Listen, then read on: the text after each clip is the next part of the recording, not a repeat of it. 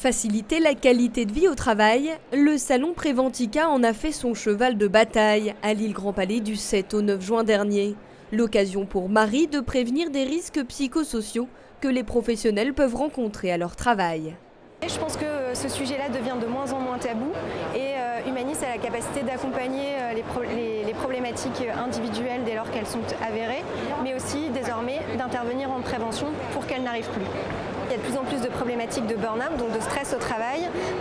Par contre, aujourd'hui, il est indéniable que c'est mieux identifié, mieux diagnostiqué et donc forcément, statistiquement, ça augmente le nombre de risques psychosociaux et de troubles. Donc voilà, dire qu'il y en a plus, peut-être pas forcément, mais en tout cas, ils sont clairement mieux identifiés et on a la possibilité de mieux les accompagner.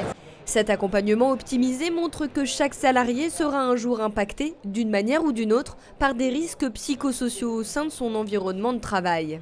10 à 20% des coûts d'accidents de travail et maladies professionnelles sont liés au stress au travail. Donc ça peut donner à peu près une problématique. Et sur les journées d'absentéisme au travail, 50 à 60% de ces journées sont dues au stress au travail. Donc ça donne quand même une proportion importante. Des dispositifs tenant compte des contraintes humaines et économiques existent pour réduire les risques psychosociaux comme le stress, la dépression ou encore le burn-out. On peut combattre ces risques psychosociaux en travaillant l'organisation du travail, le collectif du travail. Donc ça va être par une phase de questionnement auprès des salariés, toujours les associer parce que c'est eux qui savent le mieux parler de leur travail et savoir régler les problématiques et se faire accompagner par Humanis pour cette phase de diagnostic et de conseil.